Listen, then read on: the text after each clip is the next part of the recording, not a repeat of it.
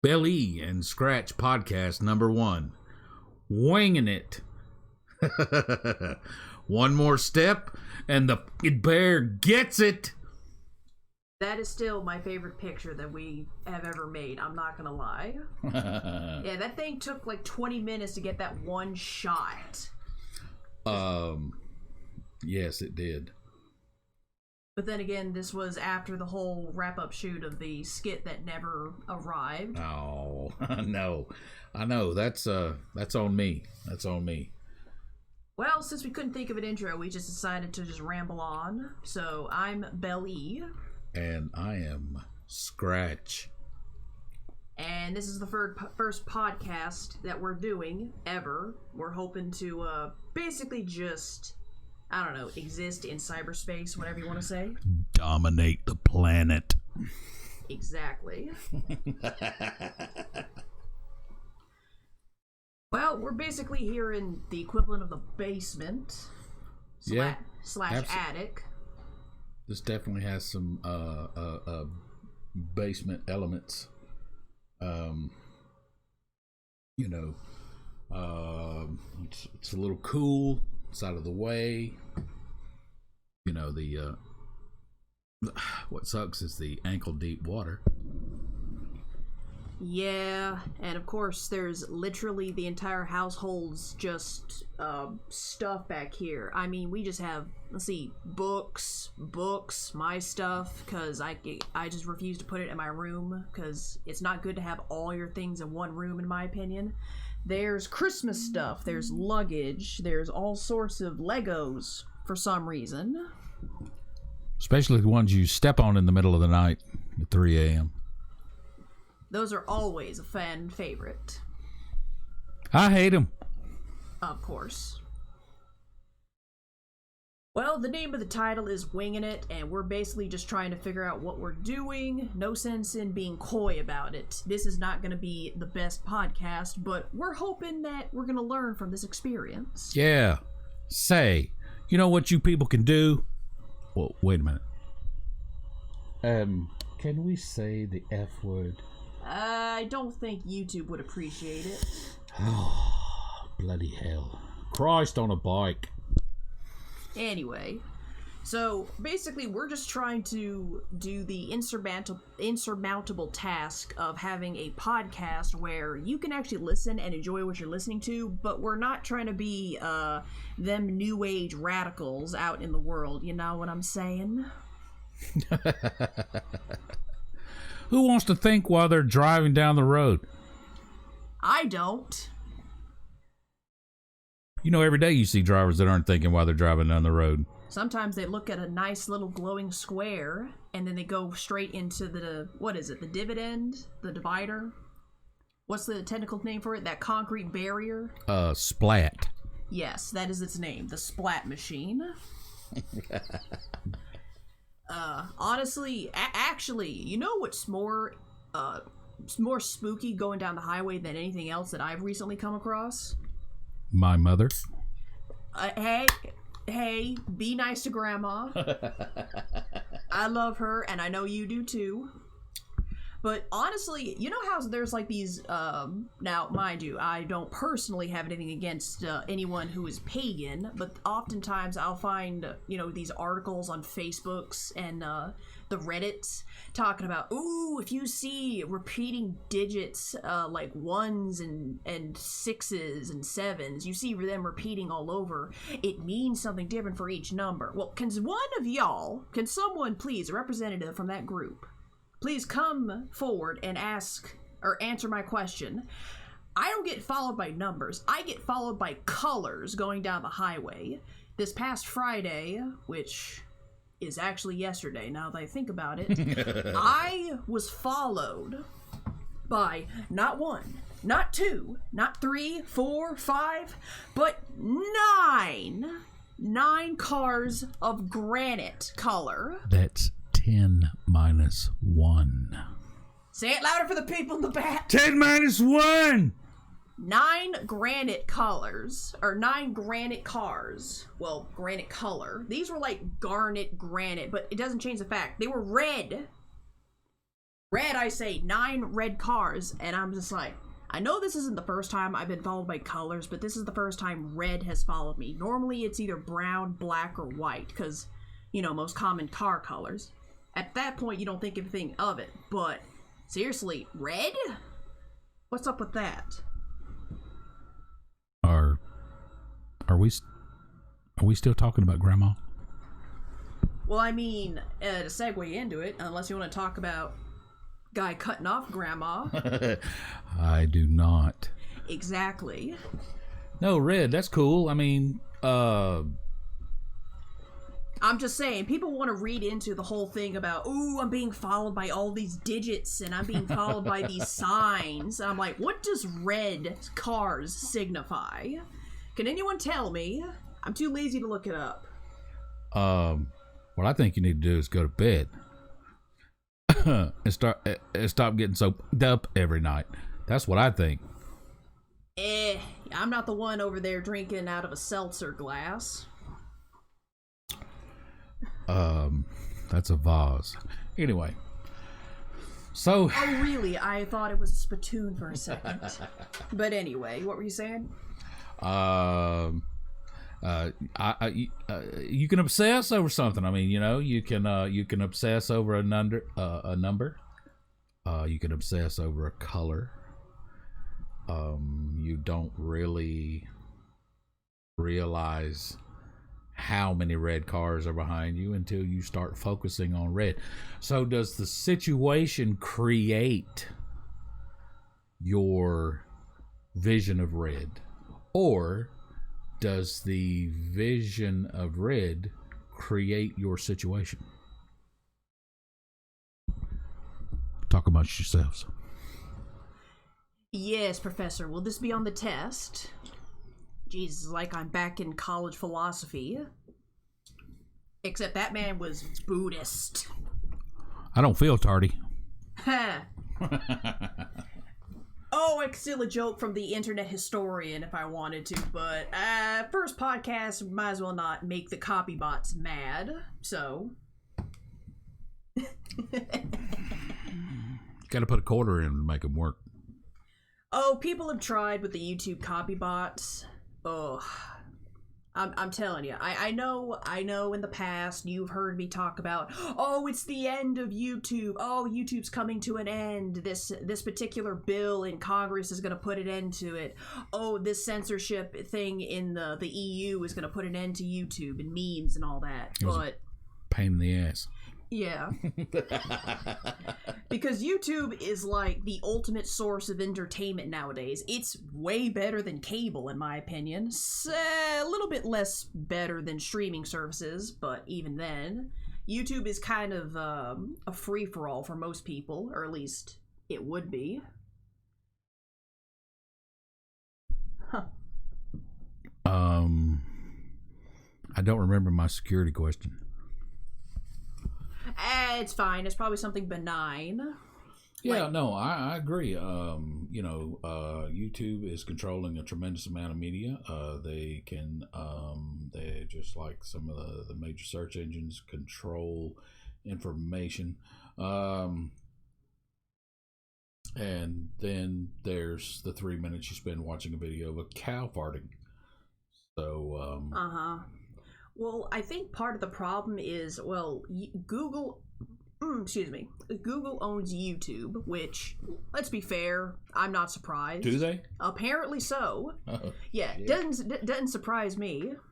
But the problem is the fact that, look, on the one hand, I understand why the copyright system is in place. I get it. Sure. You know, people, you don't want to have, like, I don't know, Cardi B's WAP being sampled.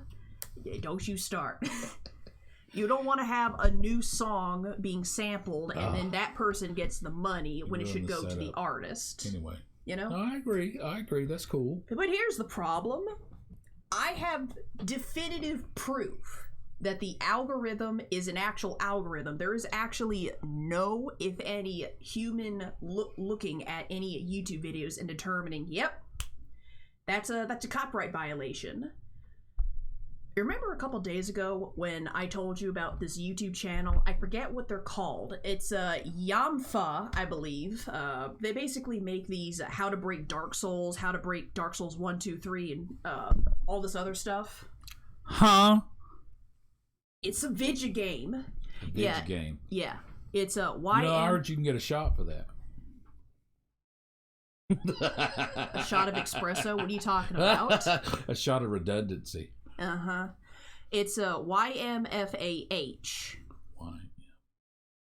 It's one of my favorite channels purely because he just goes into these Souls games and just breaks them. Like, how to finish this game on level 1. How in the hell did he pick a name? Did he just put the alphabet up on the wall and throw darts at it for crying out loud? Well, if I ever meet the guy, I will personally ask him that question. You ought to kick his ass. Why? He's doing the Lord's work. And I'm going to tell you why, because this feeds back directly to what I'm talking about. Yeah. A couple days ago, I know definitively that whatever algorithm or AI or any sort of tampering that YouTube is doing, it's 100% has to be a faulty AI. Because Faulty? Faulty. And I'll tell you, because here's the thing. Basil Faulty.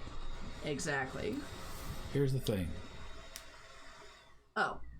Basically, YouTube recommended to me on my own personal YouTube channel where I don't upload videos, I just watch everything. You know, one of those lurker accounts, I guess. You mean that one that watches you while you're asleep? No, it's the one that I watch while I'm asleep. Well, it does knock you out, don't it? Uh-huh. But here's the thing. The YouTube algorithm recommended the how to break YouTube's copyright system video. YouTube recommended a video on how to break their own website. Well, that's... So if anyone has any sort of glimmer of hope that this is just, you know, oh, it's a human error, oh, this is like some kind of executive decision. No, this is completely out of their hands. This is basically Shodan or wait, what makes more sense? Hal 9000. He's at play here. Dave. What are you doing, Dave? No, I mean, and that's Skynet up in here. That's the First Amendment right there. You know, that's the thing that says that you can, you know, you're free to say what you want to say. You know, it doesn't have to be popular. I mean, look at what we're doing right now. Well, you know, as long as it doesn't break the law and it doesn't incite other hearers. Because I don't really want to call them people when they're acting like animals. Other hearers. Wait for the Patreon. Yeah, exactly. Other people that hear it, you know, aren't incited to lawlessness. So you know, I'm cool with that. I mean, I dig the First Amendment. I think it's tremendously important. It's the foundation of whatever, you know, it's got a bunch of names and a bunch of definitions, but whatever it is we live under today, and pretty much, it's not too bad, you know. Yeah, because when all that stuff was being written, there was a time when you couldn't just say whatever you wanted, because then true. The government would shoot you. It's like, you know, the very large red flag with a gold star on it place that will cut you down in the street. Hey, whoa. Save it for the Patreon. I agree, but... No, that's cool. Hey, yeah. I don't know. Like we said, we're trying not to get YouTube angry at us straight out of the gate. I'm sorry. I'll never do it again. Until the next time. For the last time, until the next time. Just like the Twilight movies. That's gonna be dated in a couple of years. Really? Oh! It gets even worse. Apparently, they're gonna make another one. Okay, as to date this recording. Oh, you got any cyanide left? No. I think the Addams family took the rest. Oh man. But no, apparently, let's see. I originally, when it was first getting going, I was actually at the target market personally. Sure. When it first came out, and I read the first 2 books. The first one I thought was pretty good. I enjoyed it, but I was like 14 or 15 years old, so it made more sense at the time. You know how it is. I do. So I read the second book, and it was the most crawling, agonizing experience of my life. The second Edward left the story because he wants to protect Bella, it just drags itself through the mud for the entire book up until like the last 5 chapters, and then I never read the third book because that's just like this is stupid. It's almost... No, you didn't read the third book. Oh, I did? No, you did not. Oh, I did not. You didn't read the fourth one either. No, I kind of gave the rest of the books to... I bought them. I know. Yeah, I kind of gave the books away to friends that we kind of lost touch. Yeah, touch. So you're probably using the third edition to keep a door open somewhere. Uh-huh. So, and the reason I bring this up is I remember right around the time when the fourth book was kind of wrapping up, there was kind of a buzz that Stephanie Meyers was making a whole new Twilight book, but it was from the perspective of Edward. Stephanie Meyers is the original author. Apparently so. Okay. And... allegedly. Yeah, allegedly. So... at first, I was like, oh, cool, because that was back when I was still a little bit in the hype phase where it's like, ooh, Twilight, woo, I'm a teenager. You couldn't walk down the street or turn on the radio or the television without seeing something about it. Yeah, exactly. So the fact that she was technically making a 5th Twilight book at the time, I was just excited. Sure. And then I don't know all the details. I'm not a publisher. I'm not involved in the world of publishing personally, but some sort of deal was broken between Stephanie Meyer and the publishers or somebody. But the long and the short of it is just I think it was the first 2 chapters of that new book were actually leaked onto the internet. And obviously, this being, someone's baby, creative baby, Stephanie Meyer just lost it and said, I will never publish this book, which, that turned out to be a lie. She just didn't release it till way, way, way after the original phenomenon wrapped up, and they're potentially making another Twilight movie. Robert Pattinson is probably going to shoot himself before he allows himself to get let back into that world, because he apparently hated filming Twilight. I do not blame this man. Well, good grief. I mean, how many days in a row do you have to get up early? All of them. Yeah, exactly, all of them. I also just think it's funny how... I'm not saying Robert Pattinson's career started with Twilight, but it definitely kicked off with Twilight. But either way, Robert Pattinson's career kicked off with Twilight, who is a sparkly vampire. And I think it's funny how a sparkly vampire has morphed into Batman. So basically, Edward has been 17 years old for like 100 years, and it took him 117 years to learn how to be a bat. Holy garlic, Batman. Exactly. Yeah, well, I mean... and here's the thing. I don't give him any grief over it. Personally... a job's a job. Yeah, a job's a job. I don't diss any actor or actress that was on the filming for Twilight, because clearly... I think they were not the problem. It was the script, and whoever was directing it was the problem. Because oftentimes I've found, whenever I watch movies, which hopefully we get to some examples at some point. Maybe. So sometimes I will notice that if an actor is acting very strangely, if you look at anything they filmed before or after, like this one piece of media, they're fine. That's a directorial issue. So, I mean, think about it. The director is directing the actors. So so this is not 100%, but this is definitely in the margin of error. All right. Where if you see an actor behave strangely, it's usually a director error, not an actor being a bad actor. A bad actor is a bad actor no matter what role you put them in. But if one role is just really bad, but the rest of them are fine, that's the director's fault. It's not the actor's fault. Really? Yeah.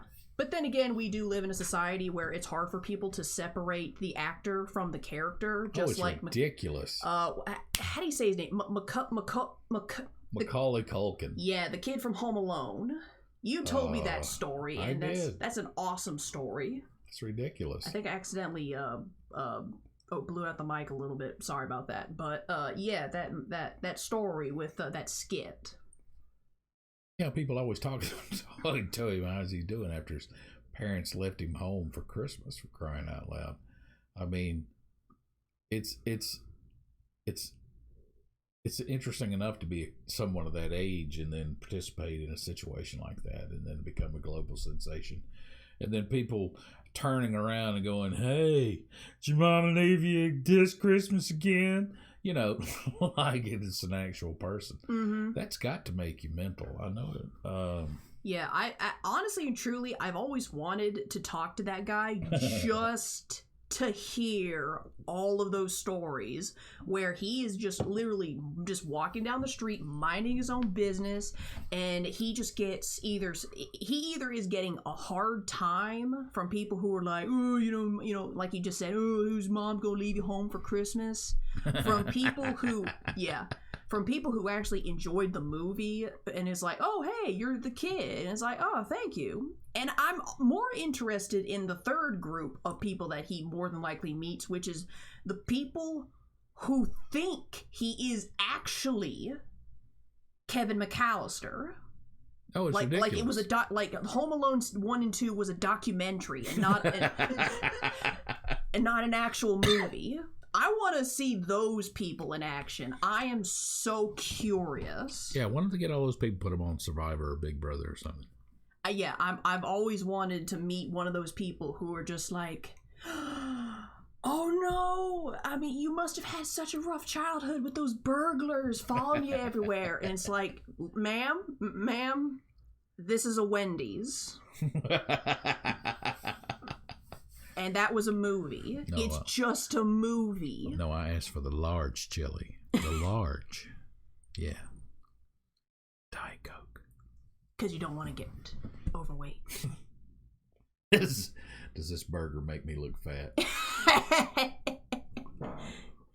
Man, I need to get a pop filter on this thing, but whatever. So... Got a couple.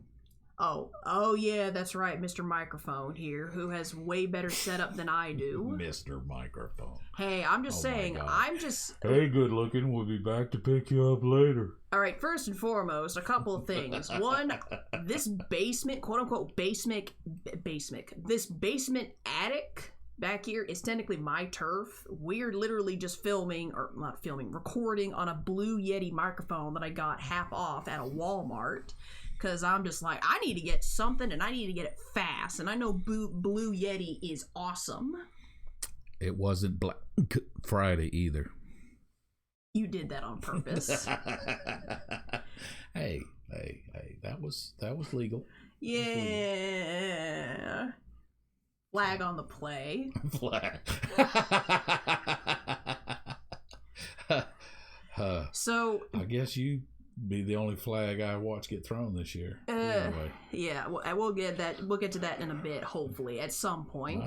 Not today. That's a little too much to open up right now. But and you have basically built yourself a sound booth because, well, you like to sing, and that's really awesome. But you got the professional grade stuff with a mixing board and a really nice microphone that's like professional grade at the voiceover and the singing people use, which obviously makes sense. We're moving it in here. Yeah, I'm not dragging you for it. I'm not being mean to you for it. I'm just like, look, it's a Blue Yeti. It's a simple little snowball, and it works. It's my baby. Its name is Precious. This is my precious. I don't know. When I look at it, I think of that H.G. Wells book, War of the Worlds. But anyway. You know, that brings up something interesting that I've always wanted to get involved in, but I never really had the opportunity. The circus? No, Dad, they're shutting down all the circuses. Yeah, they are. That's...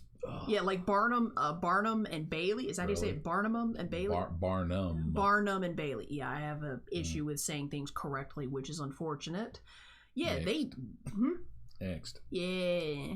Yeah, they shut that thing down a couple years ago. They started to slowly just recede, and there's no more circus. Yeah, they spend decades, maybe a century or two, spreading diabetes through the cotton candy. Now they're killing people. Now, hey, you know what? I never approved of big animals in small cages. No.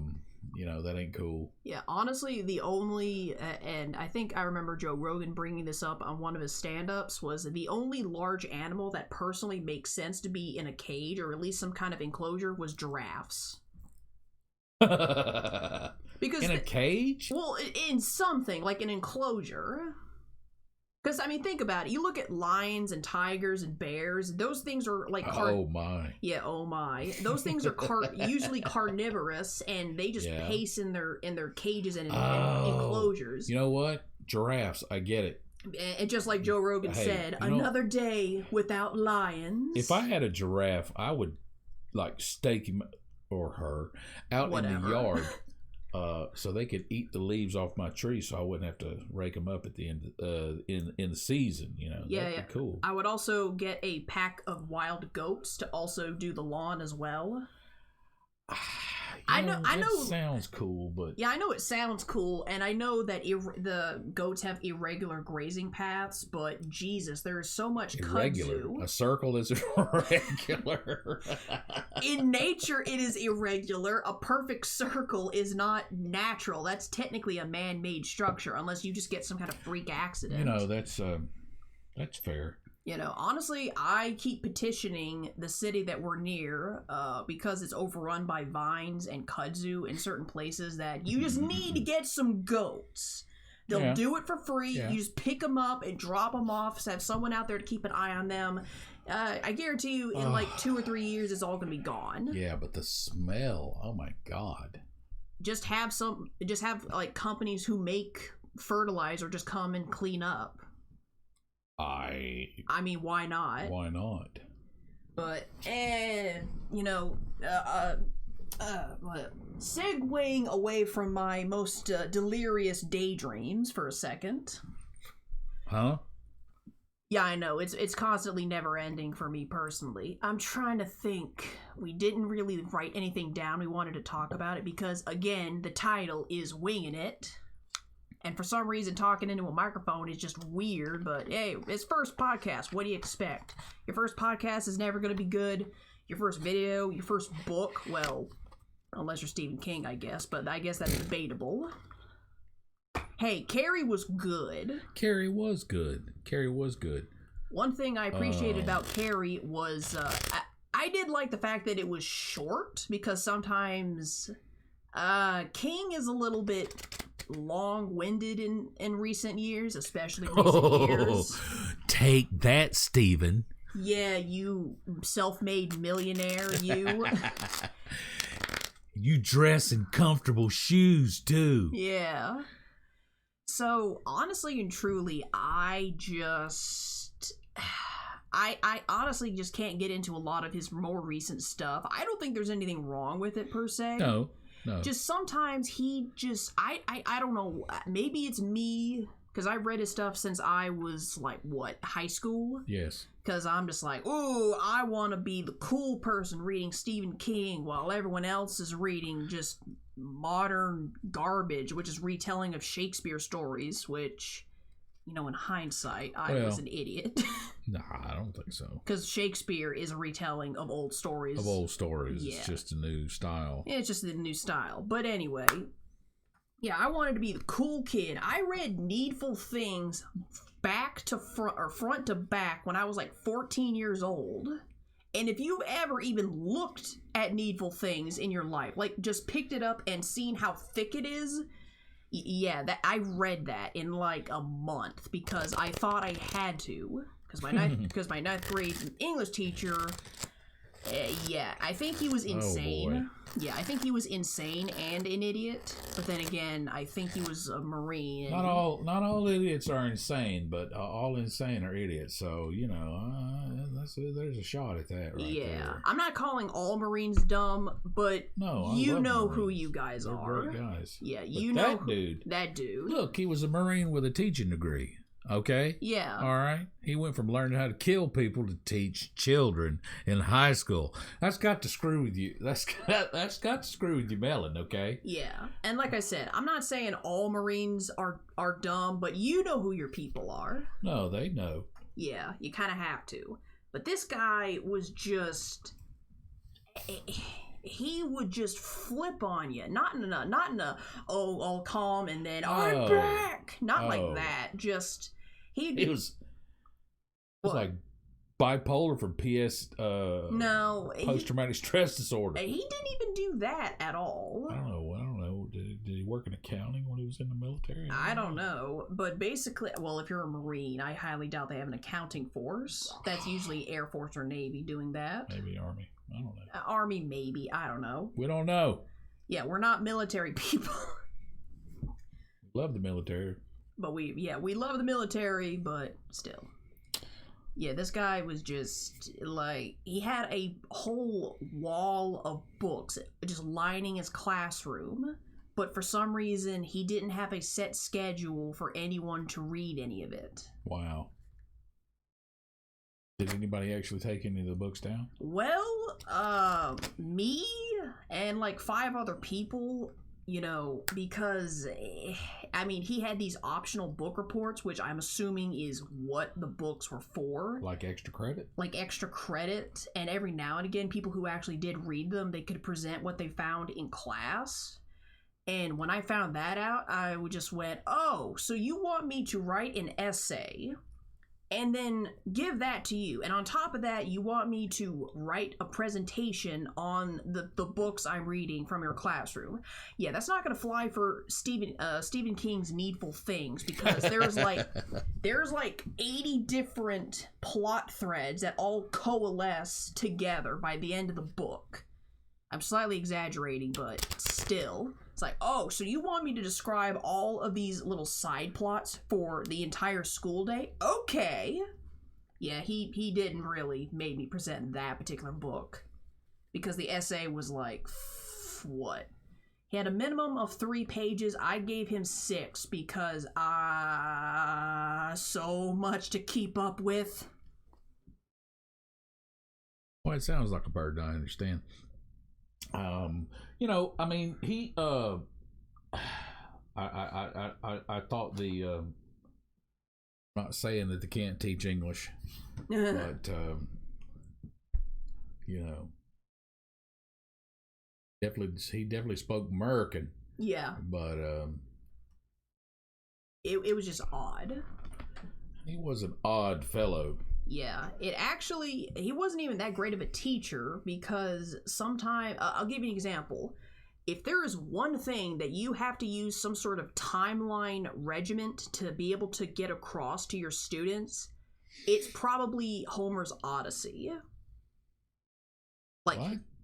Here's the thing. The Homer's Odyssey, it takes place in a certain sequence of events, right? Yeah. Like, the Trojan War gets won, Homer and his guys are like, okay, let's go home, and then they just get sidetracked by all of this stuff happening. I don't remember entirely everything in order of what happened. There's the Isle of the Lotus Flower. I think it's called the Lotus Flower. And then they get sidetracked. They go to a cave, and it's like, oh, you've been here for 10 years, even though you've only been here for an hour. That must have been when they got stuck behind the person eating food in the local Sam's or Costco. Yes, it was actually a Greek god holding up their line.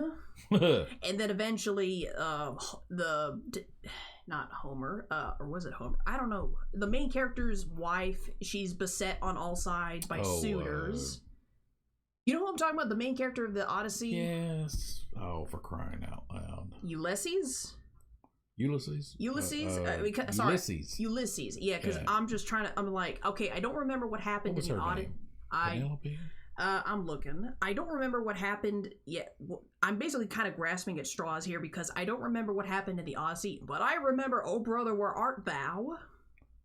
Well, which it's loosely based on the Odyssey. It's I mean, it's a retelling of that particular style of tale in a modern style, a modern vernacular. Modern at some point. Well, I mean, people just I mean, unless you're one of those, one of those cheesy Hammer films. There's Sinbad, and there's hey, don't respect Hammer horror. No, I love Hammer. Those stop motion claymation. I think it was Penelope. Penelope, yeah, there you go. Those stop motion claymation monsters, which came out when I was a kid, and I loved them. To be able to see that type of thing in action, but Harryhausen forever. I think that's the guy's name. The guy that pioneered stop motion in the definitely in the 50s. Harryhausen, I believe. Yeah, he was like not Houdini. Different set of handcuffs right there. Yeah. No, but I mean, so it was cool to see such things when it came out. And then you got my generation, who technically technically got spoiled with CG. I say technically because I watched a lot of older movies when I was a kid. Yeah. Things that didn't really use CG, probably because, back in the late 90s and early 2000s, CG really wasn't good. Not unless you did it a certain way where it's supposed to look like it's fake. Obviously, the best systems belong to the military. Clearly. Even to this day, I would say. But no, I watched a lot of older stuff, and now that I say it, I can't think. Oh. Speaking of animation and things being groundbreaking, one of the old movies I used to watch was Who Framed Roger Rabbit. Oh, I love that movie. Oh, yeah. They should have given that movie all of the Oscars that year. It was nominated for... It definitely was nominated for Best Actor. Yeah. And you knew, and he deserved it based on the second man. It was like, how can you put forth that kind of performance? Yeah, Bob Hoskins had to carry the movie while it was just him. It was just him. It was just him filming. And then because and they got things they just started with the rules of engagement in the movies. But anyway, back then, I mean, he was carrying. I mean, who else was there? I mean other than they got the director. There was Christopher Lee. No, not Christopher Lee. Lloyd. Lloyd. Yeah. There was him. Judge Doom. They did bring. Okay. You know who this guy is a lot better than me. The voice of Roger Rabbit. He actually showed up on set and fed his lines to Bob Hoskins. Except sometimes he showed up dressed as the character. You know what? I don't remember that guy's name, but he's insane. But he had a bushy head of hair. He was funny. Yes. And as far as I know, he is an okay guy. I've never heard anything negative about him.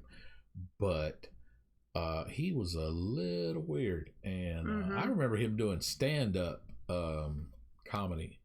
I can't think of his name, and it doesn't. Really... Charles Flesher. His last name's spelled weird. Dun, dun, dun, dun, dun, dun, dun, it's the middle portrait. Middle right there. Yeah. I have no. I guess that's what he looks like now. Yeah. Yeah, probably. Sorry, you were talking about a stand-up. No, I mean, he was a funny guy. He wasn't a douchebag or anything like that. So, I was happy to hear that he got the role. Oh yeah. Because I mean, he did he did a wonderful job. I don't think based on what that movie was trying to accomplish, I don't think they I thought they did what they needed to do. I enjoyed every bit of it. I enjoyed. I especially enjoyed the piano concerto contest between Bugs Bunny, Daffy Duck. Daffy Duck. What was it? Bugs Bunny? Oh, it was Donald Duck. It was Donald Duck and Disney. Ooh, we're in trouble now. Well, wait, technically, I haven't said anything bad about Disney yet. That's for later. No, don't. I know. Don't. I know they'll hear us. But no, they'll get fucking goofy over here. Hey, relax. Hang on. I remember that in order for them to make the movie the way they did with all the characters from Warner Brothers and Disney is, I think I remember something about they had to cut a deal where I'm sure they cut a deal. Oh, no. Yeah, of course they had to cut a deal. It was something about they couldn't show what was it? The deal was they could use their characters, but they couldn't give more screen time to one versus the other.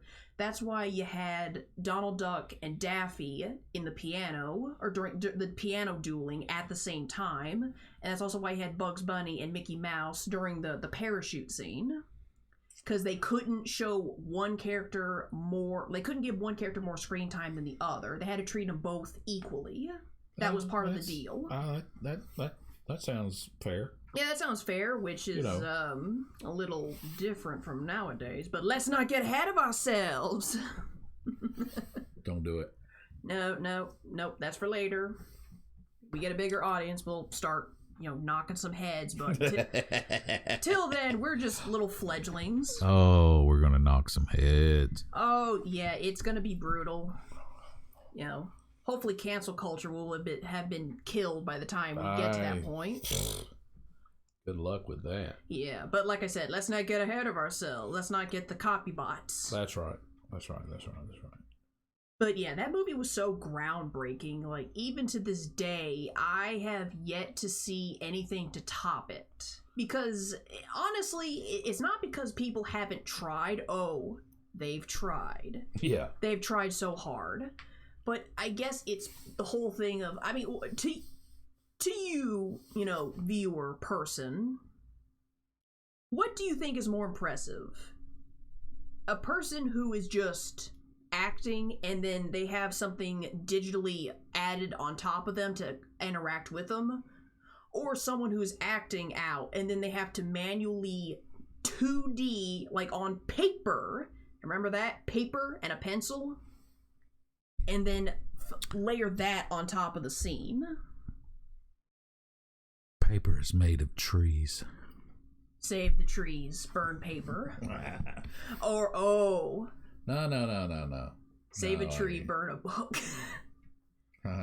Someone's going to get that reference. No. But yeah, honestly, it's not because anyone it's not that anyone hasn't tried to capture that same success as Roger Rabbit, but honestly and truly, it's just not as impressive when you have a computer designed to just layer stuff over the shot versus actually hand drawing and making the scene perfect. I mean, well, it's a dying art. Oh yeah, it has to be. Studio Ghibli is probably like one of the only studios that still does 2D animation, and it looks beautiful. Remember Spirited Away, Howl's Moving Castle, Kiki's Delivery Service? Oh, okay. I know you know Spirited Away because I made you sit down and watch it. At gunpoint. And these guns, 21-inch pythons. Woo. But yeah, I know you saw it because you were just amazed at just how beautiful it was, and it is beautiful. It was interesting. I mean, and that's just the future of things. You can complain and lament, things are better than the good old days. It don't matter. This is what is here. This is what is coming. You can put it off as long as you like. I remember being very intimidated by, and even though I'm one of the few people that had early access to personal computers, having worked for a computer manufacturer right after high school, and before Microsoft and before the small PC, everybody was getting bigger and bigger and bigger. Mm-hmm. The guys you worked for had like a huge government contract. Huge global military. They owned the military contract for the United States military services. But then when the personal computer came out, I put it off and put it off and put it off, put it off. But it's just like, you may not like English, but the quarter of the globe speaks it. So, there are certain things that are just a part of our reality, and you just need to bite the bullet and go ahead and learn it. So, which in a lot of cases is unfortunate, but what are you going to do? Well, I mean, it's just a matter of time. I mean, I worked. Somebody just 6 months ago told me they didn't know how to cut and paste, and I thought, oh my God. How does that person exist anymore? To me, it's like I think they know where the on button is. Sure. I mean, how could they get as far as? There's an electrical outlet to plug the cord into. Mm-hmm. But cut and paste? Yeah, it gets a little thin after that. That even shocked me. But I mean, it's this 21st century. I mean, you got to use the tools that are before you. That's just the way it is. There's a lot of people that clung to the horse and buggy when the car was invented. And I mean, you might see a horse-drawn carriage in Western Pennsylvania, which we have. But see many horse-drawn carriages anywhere else because everybody's got cars now. But well, unless you go to the big city and you want to have a romantic carriage ride in the park, which Central Park. Yeah, which I think it. Wait, no. New York isn't on fire, but that is correct. Yeah. Well, not forest fire. Anyway. Yeah, it's bad. It's not funny that people are getting hurt. But, no, it's not. It's not fun that people and animals are losing their homes and losing their stuff and getting hurt. Cool. Not cool. Yeah, I mean, we've seen footage and pictures of what's happening over there, and it just looks straight up apocalyptic. Oh my God! It's crazy. That's some 6th and 7th SEAL stuff right there. To borrow a literary term. I'm not saying it is, but it's definitely the closest I've ever experienced in my lifetime. Yeah, it looks bad. 1978 was bad. Man, that actually reminds me, you are not going to believe what started all of that. What the cause of, forest fire number 507 this year because of 2020. When the Boy Scout Jamboree was. No, it's actually crap. Dumber. What? Okay. I want you to wait a minute. Follow what? Yes. I'm okay. Okay. All right. I just want you to follow my logic here. Okay. You know how, and trust me, this is going to make sense to you too. Yeah. Okay. You know how couples, they either get married or they get common lawed, whatever your terminology would be, and imprisoned? Yeah. Well, basically, the woman is pregnant. Yes. Because that happens. Thank God. That happens. So, as a little thing they like to do for the family at times, they'll have like a little party. They'll be like, pink or blue. A party? A party. Or, whatever colors people like to use. But basically, there's one color versus another. Whoa. Wait. All right. Trust me. Wait. So people will pick like 2 opposing colors, like which one's the baby gonna be? And oftentimes, the way I've seen it, they usually cut a cake, and blue is boy, or pink is girl, or like I said, whatever color people use. I don't care, but you understand the concept at least of what I'm talking about. Did you say there was cake? Oh, I could go for some cake, but anyway. So, apparently, that whole cutting the cake, the whole like little mini food surprise of what the baby's gonna be, some people have decided that is boring. I'm gonna put boring. I'm gonna put some pizzazz on my reveal party. That's disgusting. Since when is cake boring? Yeah, exactly. I don't know who thinks cake is boring. You don't have to like cake, but it should not be boring. Cake haters. Yeah. So, at some point, I don't know the names of the individuals responsible, and even then, I would not reveal it because as neither here nor there, and I'm not that much of a monster.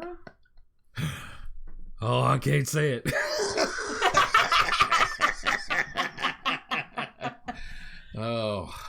Oh, just wait. It's going to get worse. Sued on the first episode. No, not the first episode.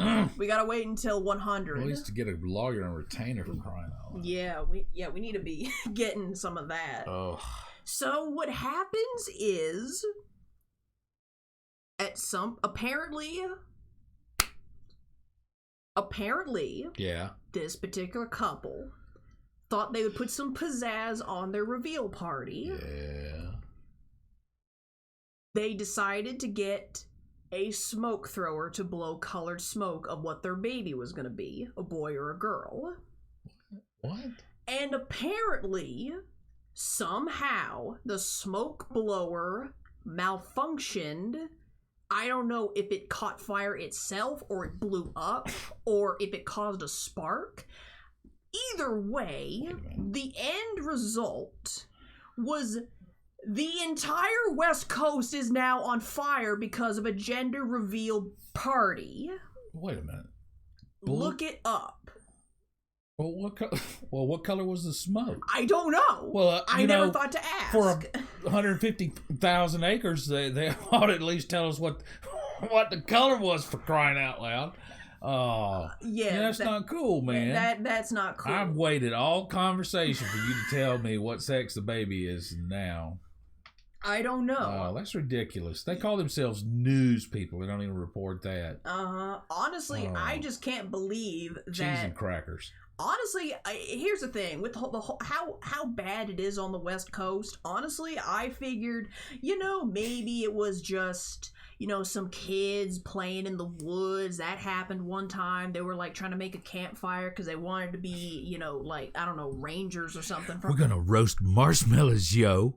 Yeah, they wanted to roast marshmallows. I would have accepted that if you said that someone or a group of people got drunk and it was like a campfire that blew out of control. I would have accepted that. That would kind of be, yeah, that's cool. Just something mundane but common. Something common, yeah. But the fact that the entire West Coast is on fire to the point where I think, last I checked, I think San Francisco is now currently on fire. Oh, it's like an entire city is know getting if, there. I don't know if I don't think it's reached into LA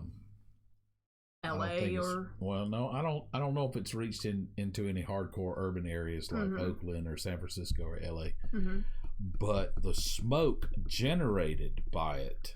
It has to be choking. It's I can't even. It has to be hell. It's to unbelievable. Be there. I mean, you can't even see. You can see about 30-40 yards up the Golden Gate Bridge, and then it's all smoke, and there's nothing underneath. It's not fog. It's basically what happens. You can't see it. It's crazy. Yeah, it's basically if Silent Hill's fog gave you miner's lung. Yeah. We have friends out there, and loved ones, people we care about, and that's tough. Mm-hmm. That's tough. Yeah, we had friends, loved ones. There was like places we would go. We would bike through. Yeah. And more than likely, those places are either gone or about to be gone. I don't know if it's come that far in. It's just, I think I'm hoping that if that fire had gotten into Marin, somebody on the news would have said something. Yeah. Not that it really matters. I mean, hey, what's going on is going on, and all you can do is hope for the best and hope they have enough resources and the situation. Unfortunately, the rainy season is, California's got, San Francisco Bay Area has 2 seasons. It has a dry and a wet, and that's it. Mm-hmm. And when it's dry, it's dry. It doesn't rain for months. And when it's wet, it's wet. It rains for months. And I remember living through some storms. I remember it raining like 30 days in a row, day and night. I mean, day and night raining. It didn't let up. And I remember it. I remember it being, and when it was dry, So I don't know how far off the rains are, which is unfortunate. Yeah, it's just not looking good over there, ultimately.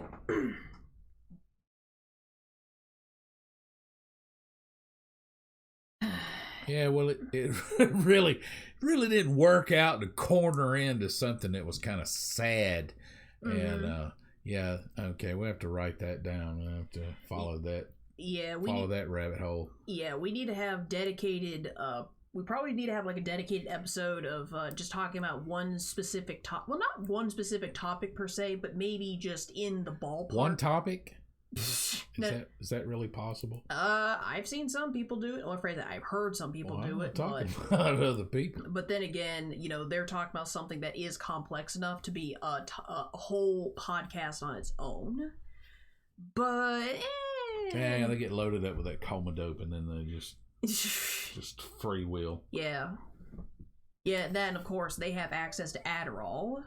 So they can stay on topic. Really? I'm assuming. How else do you talk about one thing? Allegedly. Allegedlies. Yeah, I mean, how can you stay on one topic for an entire hour, if that? I can't. I experienced it in college. Mm-hmm.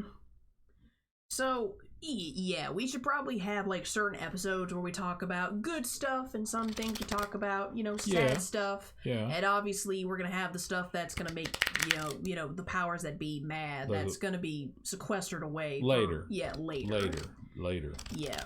So, you want that, you got to pay for that. Yeah, we're working on it. One way or the other. Yeah, because it's just dangerous territory now talking about YouTube and the whole thing, it just look on any channel and there's always something about, oh, my video got taken down because it showed, what was it? The latest I had personally seen of YouTube being out of control and being run by Skynet or something like that was his handle is critical, but I believe on YouTube he goes by Penguin0. He shows a video, and trust me, you don't know this guy. Huh? Whoa, wait, hang on. Hey, you're confusing me. But basically, he did a video where he showed, obviously, this prank video of this footage somewhere in, I think, Russia? Somewhere in that part of the world. Where the hell is that? Topical. Somewhere in Russia. Yeah, somewhere in that part of the world, I'm assuming. And there's this van where, there's like these 2 cars. There's a van and someone just he's just like pounding on the fan, like in the camera. Did you say fan or van? Van. Van? Yeah. With a V? With a V. Oh, okay. Basically, it's dash cam footage of one car is watching what's happening to the van in front of him, and there's this dude who is just pounding on the van. A van. A man pounding on a van. Yes. And he is just angry, and all of a sudden, like a clown car. Is his name Dan? I don't know. Dimitri, probably. Yeah, that's true. And all of a sudden, like a freaking clown car, these people in these mascot characters, like I think it was SpongeBob and Patrick, really, and a couple others, they just get out of the van and they beat this guy onto the ground. I mean, not legitimately beating him into the ground. Obviously, you see some shots. Did it have a soundtrack? A little bit. Okay, it was mostly it wasn't legitimate then. Yeah, it was mostly the dudes in the car just laughing like good crazy. Ass kicking doesn't need any soundtrack. No. There was no soundtrack. There was no funny cartoon noises. There was no song in the background. No. This dude was just pounding on a van, and all these guys dressed as these characters. They just come out of the van and they just kind of beat the unmascotted guy into the dirt. And YouTube got so weird with that video on Critical's channel. Yeah. They basically not only took it, I don't remember all the details, but they took it down, I believe. Yeah. And they gave him some sort of strike, like if he was in violation of YouTube's terms and services about showing violence, even though this was clearly a staged event. What? A freaking battle royale between a bunch of Muppets, for crying out loud. Apparently that violates YouTube's terms and service. Oh my God! Yeah, exactly. That's ridiculous. Yeah, that's kind of why I really don't want to talk about anything super hardcore and heavy. No, I get it. You know, it's not because the PC, not really because of that. It's more so I just don't want to get tagged. I don't care about them. Yeah, I just don't want us to get banished into the nether realm of YouTube. I don't want to come to my house either. No, we probably that's also bad. Very, very bad. Very, very bad. No, I mean, how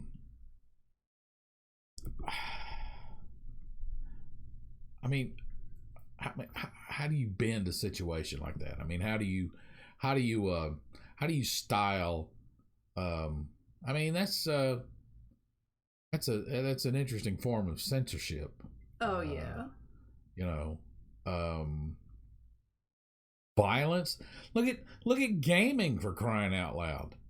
I mean, and I'm not trashing gaming, but you telling me that sitting with some VR goggles on, blazing up a village full of zombies is less violent than the Muppet Showdown. The freaking Teletubbies getting out of a Volkswagen and pounding some dude into the dust. I mean, that's ridiculous. Yeah, the whole thing was ridiculous. Eventually, they did get it overturned. Apparently, Critical he set up some sort of not so much. I think it is an actual business, but it seems to strike out more as like a firm where they basically it's like YouTubers looking after YouTubers. Yeah. So I think this is basically, personally, no disrespect, but this sounds like the makings of some kind of YouTube union based on what I've seen that Critical has talked about. Oh man. Which, don't get me wrong, I'm not going to say anything bad about unions because unions are. There is no way. Well, I mean, it's a cost risk analysis. There are medications that are approved and put into circulation every day that will not cure, not help, not keep alive, in my opinion, certain parties that use it for different reasons. So they know that there's a hardcore negative end, and they do a cost analysis and see how much they're going to profit based on how much they're going to have to pay out when they finally get sued. That's my understanding. Such as life. Thick fellow that I am. But I mean, YouTube good grief. I mean, how much could that type of legal harassment cost them? I mean, basically, in my opinion, what they're saying is, or what they're doing is, they're making a higher profit at the expense of some gray area when it comes to those types of things, because they're profiting and they're not rewarding the content creator. I guess.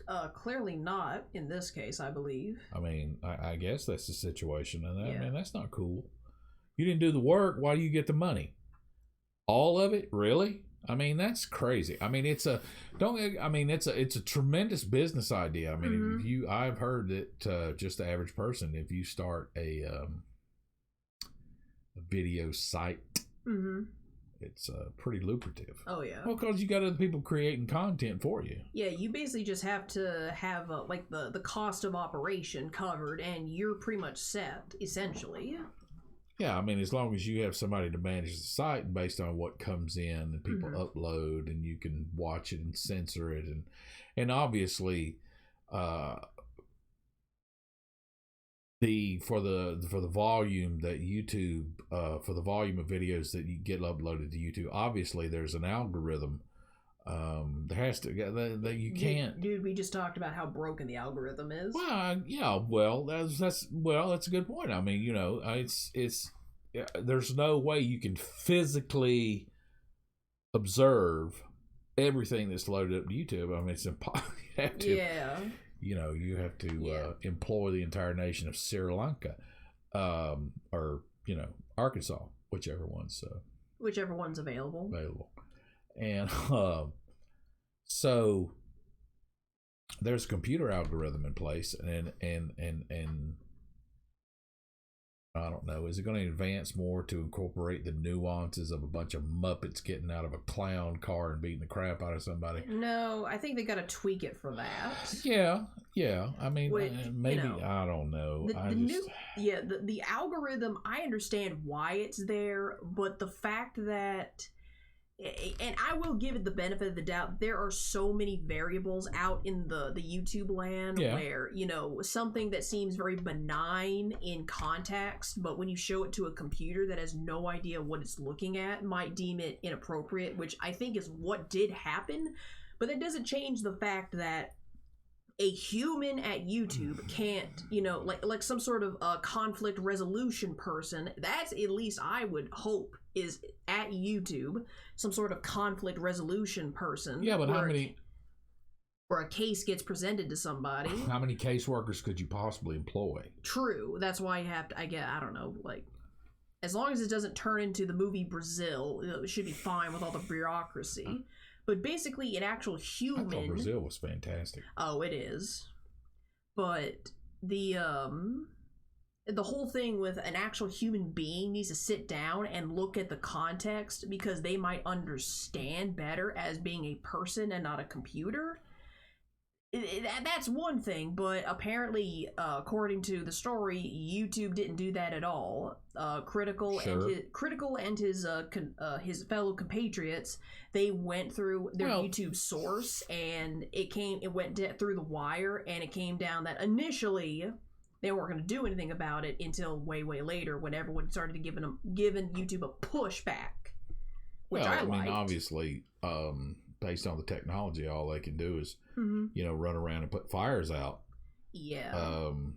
So yeah, that's kind of why I think eventually, if it's not Critical's his business / firm / whatever he decides to call it, if it's not that, it might be somebody else. Eventually, YouTube might form some kind of union. Because I don't see, as far as I know, no one. Theoretically, that's cool. Yeah. So far, I haven't seen anyone try it yet. Oh well. That's the thing. I have yet to see an established YouTube union. Now, granted, I don't know how they would establish a union. I don't know how they could not only set themselves up, but also get people on their side, because people join YouTube every day. Yeah. It's like this never-ending flow. And the more that the internet infrastructure spreads, the more people sign up. Yeah, more people. So where's the loss?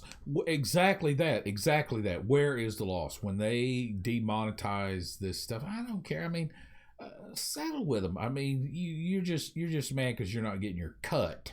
Okay, that's it. All right. This is my material. I mean, they did something with it. Okay, I understand if you want to. They don't even take down videos that have a song Mm-hmm. with lyrics, okay, or just a song in a picture. Yeah. Okay, material clearly copyrighted by someone else, and then they want to demonetize it, and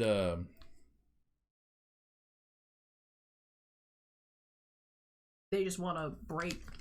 well, I mean, I just don't. I don't understand. I don't understand why. It's not like they're going to end up on the losing end. I don't guess. We'll have to wait and see. It's kind of a relative guessing game at this point. Well, I mean, even a well, I don't know if maybe that would encourage it. I just don't see the content creator. I mean, I think they should get something. Mm-hmm. What they ought to do, I'll tell you what they ought to do, is that any content creator that's got content up and it's been demonetized,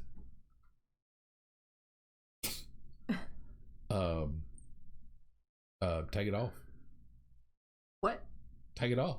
Take off all the stuff? If you can go onto your channel, right? Yeah. And the video that you uploaded, you can eliminate it somehow. You can, but then there's this thing where this is something that I'm still trying to wrap my head around, even though I'm looking at this.